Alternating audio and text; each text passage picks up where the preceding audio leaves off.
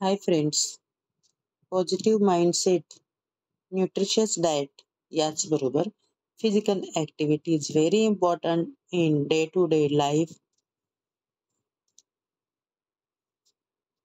To improve status of your health. दिवसभराच्या इतर ॲक्टिव्हिटीजमध्ये आपण किती वेळ एकाच जागी बसून असतो आणि किती वेळ फिजिकल ॲक्टिव्हिटीसाठी देतो हे बघणं पण जास्त इम्पॉर्टंट आहे. रोज दिवसातून कमीत कमी 20 मिनिटं ते 40 मिनिटं आपण आपल्या फिजिकल ॲक्टिव्हिटीज की ज्यातून थोडासा घाम बाहेर पडेल त्या ॲक्टिव्हिटीजसाठी द्यायला हवीत. मग त्यासाठी तुम्ही brisk walking, yoga, Zumba, dance, workout काहीही करू शकता. जसं मिळेल, जसं जमेल आणि जसा वेळ मिळेल तसं. पण घाम मात्र बाहेर पडायला पाहिजे. या घामावाटे तुमच्या शरीरातील टॉक्सिन्स बाहेर निघून जायला मदत होते. मला इथे तुम्हाला आणखी एक खुशखबर द्यायला आवडेल की आपल्या या ग्रुपमध्ये डॉक्टर प्रणवती फिजिओथेरपिस्ट आहेत. त्या योगा क्लासही घेतात. पल्लवी ओवाळ मॅडम योगा एक्सपर्ट आहेत. त्या पर्सनल कन्सल्टेशन सुद्धा हँडल करतात. शुभांगी घुले मॅडम सुद्धा योगा एक्सपर्ट आहेत आणि त्यांचेही योगाचे क्लासेस आहेत.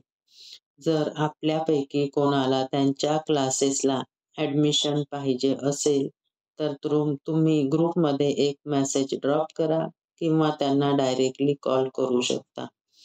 आणि जर तुम्हाला माझ्यासोबत फ्री वर्कआउट करायचं असेल तर तुम्ही तसाही मेसेज ड्रॉप करू शकता किंवा मला कॉल करू शकता.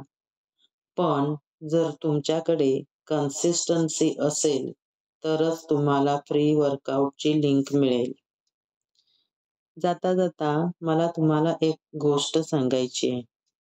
आपण किचनमध्ये भांडी घासतो त्यावेळेस आपल्या शारीरिक ॲक्टिव्हिटीज होतात. बाथरूममध्ये बसून जेव्हा हाताने कपडे धुतो तेव्हा काही फिजिकल ॲक्टिव्हिटीज होतात. जेव्हा किचनमध्ये खाली बसून पीठ मळतो त्यातही आपल्या काही फिजिकल ॲक्टिव्हिटीज इन्क्लूड होतात.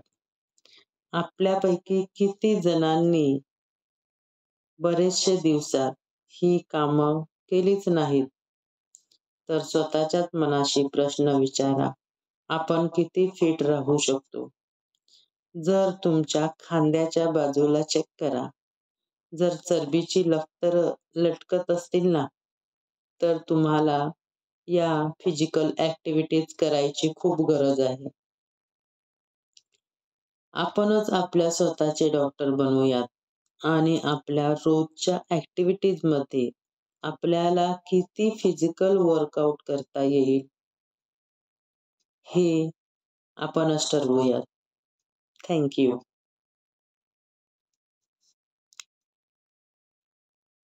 Microphone off. Power off.